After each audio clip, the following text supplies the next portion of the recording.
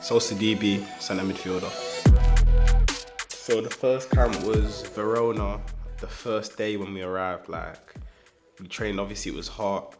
And that session was, I think it's one of the toughest things I've ever done. After that session, I was thinking, this is gonna be a long week. I was weaker, smaller, skinny, I was all three of those. I was 16, because I just finished my GCSEs. That first day was kind of like a shock to the system. And then, to be fair, after that, I kind of just picked up, I started adapting, and then it just got better and better. Just everything that happened on that camp just set me up perfectly to go into that pre-season. On the back of that, I ended up making my debut and playing in the first team a bit. That camp was huge to why that happened.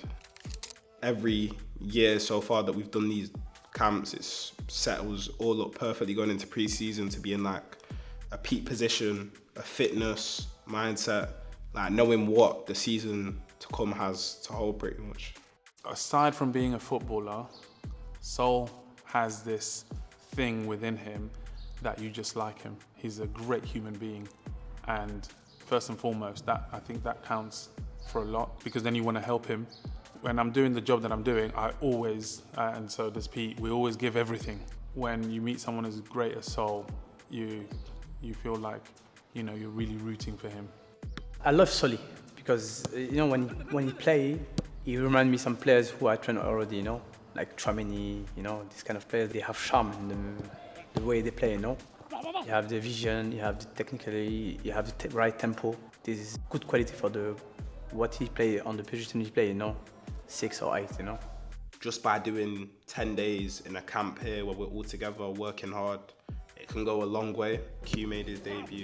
Miles made his first team debut. I'm 18 now, born in 2007, so you see that it's possible for young players to play at that level and exceed. A year ago, me and Miles were playing together for England under-18s, and now Miles is obviously playing in the senior team for England. This season I've captained the under-18s for England.